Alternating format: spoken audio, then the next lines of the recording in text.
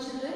Today we will continue with the third chapter, Our Changing Earth. Already you have learned about so many topics in this chapter, such as lithospheric plates, movements of the earth, that is endogenic and exogenic movements. In the last video we have learned about the erosion landforms formed by the river or running water. Okay, so let's have a recalculation before starting today's video. So in this last video we have learned about the river valleys, waterfall, meanders and the oxbow lake. What is the river valley?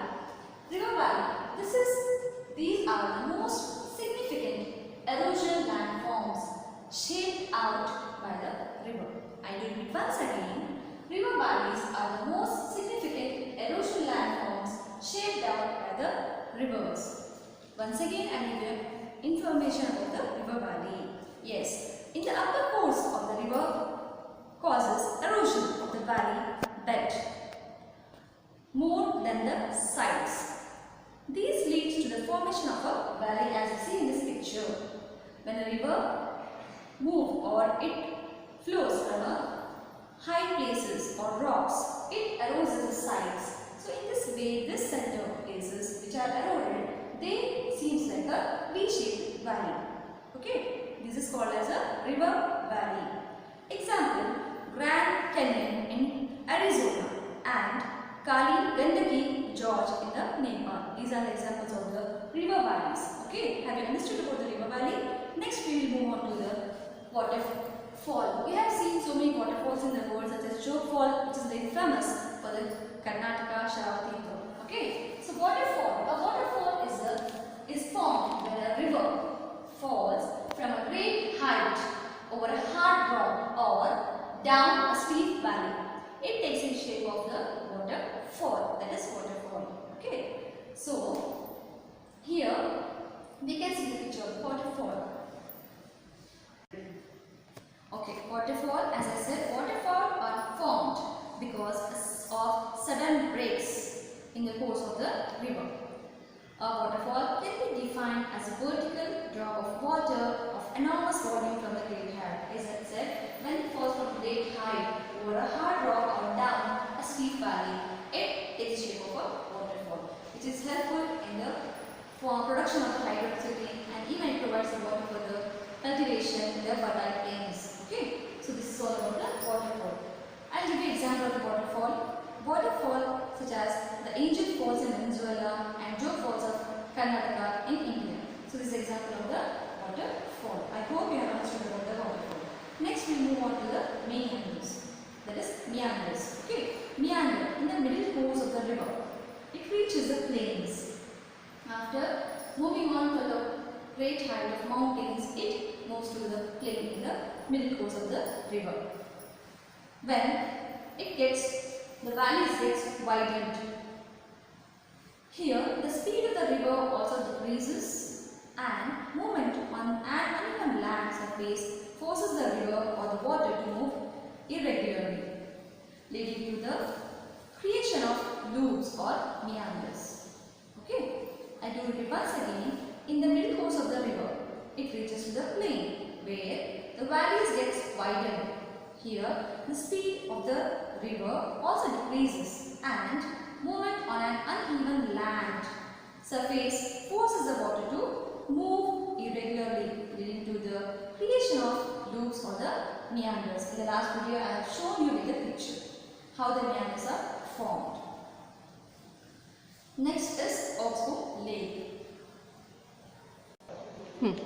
So meander, it means when the river enters the plain areas, it twists and turns, forming a large bed. They are known as meanders. I will repeat once again. When a river enters the plain areas, it twists and turns, forming a large bed known as meanders. In this picture you can see when the river enters the plain area, it twists and turns. In this way they form the meanders. They are called as the meanders. So this is the result of the erosion activity of the running water or river. Next we move to the oxbow lake. Yes, due to the continuous erosion and deposition along the sides of the meander. See here, this is the meander. So due to the continuous erosion and deposition along the sides of the meander, the end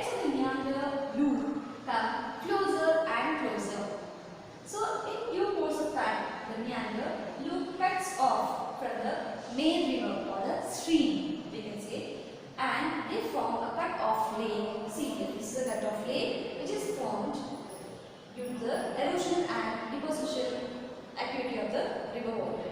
So this lake is known as a Oxbow Lake. I do repeat once again, Oxbow Lake is due to continuous erosion and deposition along the sides of the meander. The ends of the meander loop come closer and closer. In due course of time, the meander loop cut off from the main stream or river. So this cut-off lake is known as the Oxbow Lake. So during the lower course, the river flows through a land which is almost flat in the Oxbow Lake. Okay, so its work is mainly deposition, as it flows extremely slow in the plain here. So the river valley is therefore very open. At times, the river form may cut off a shorter course through a strip of land between two loops. So, as to flow into a straight path, again the circulated loop left behind which cut off from the main river. So, this circular loop left behind which cut off from the main river forms an Oxbow Lake. So, here children we have learned about the erosion landforms formed by the running water or river. Now, we will study about the depositional landforms formed by the river. Those are floodplains, levees, delta. These are the depositional landforms. So, let us study about them now. Okay, now we will study about the depositional landforms formed by the river or running water. First, before starting this, I will explain you what is deposition. Deposition is a natural process of leaving a layer of substances on rocks or soil, a substance left in this way. That is called as deposition. I will give one more definition of deposition. The layer or the lying down or dropping of rocks, debris obtained by the weathering and erosion in the other part of the earth by the natural forces is known as deposition. These debris after deposition may accumulate to form a new rock, or we can say the new landforms. I do repeat once again, the deposition is the natural process of leaving a layer of substances on rock or soil, a substance left in this way. Okay, this is called as deposition. So the deposition, the process where material being transported by a river is called as deposition. So this is all about the deposition, children. Now we will study about the landforms formed by the deposition activity of the river water. They are floodplains, levees, delta. So what is a floodplain? Floodplain means an area of low-lying ground close to or which is next to a river, formed mainly of a river, sediments and subjected to the flooding. As I said, floodplains is formed when the river flows in its middle course. Okay, I do repeat once again, the floodplains is an area of low-lying ground which is close to or next to the river, formed mainly of river sediments and subject to the flooding. So in this way we see the floodplains in the like forest areas or the places which are near to the river. This is about floodplains. You can see the picture in your textbook of a floodplain. Next is levees. Levees means the meaning of levee is a low wall built at the side of a river. I repeat once again, levees is a low wall built at the side of a river to prevent it from the flooding when the rain overflows or the water flows very high. Okay. So the levees, the raised bank are called as levees. These are formed due to the deposition of sediment, or we can say, as I said, lying of the substances or the debris, to the deposition of sediments during the flood periods, where the water overtops the river banks. This is all about levees, and these levees are naturally above the height of the 10 meters. So I hope you have understood about the floodplains and the levees. Next we will study about the delta. Delta, as you know, it's a triangular landform. Okay, we'll explain it about. So delta, what do you mean delta? delta is an area of low, flat land. Sometimes it is shaped approximately like a triangle. Okay, this is delta. First of all, this word, the delta, is derived from the Greek letter. This is the Greek letter, which is the closely resemble to the triangular delta of river Nile in Africa. Okay, this is delta. I will repeat once again. Delta is a word which is derived from the Greek letter triangle. This is the shape of the letter. That is closely resemble to the triangular delta of the river Nile in Africa. I will repeat once again about delta, and the area of low flat land sometimes shaped approximately like a triangle, where a river divides into several smaller rivers before flowing into the sea. Or we can say the main river, it divides into smaller tributaries before entering to the sea. Okay, or before it enters to the mouth of the sea, that is called as a delta. So these all are the erosion landforms of the river.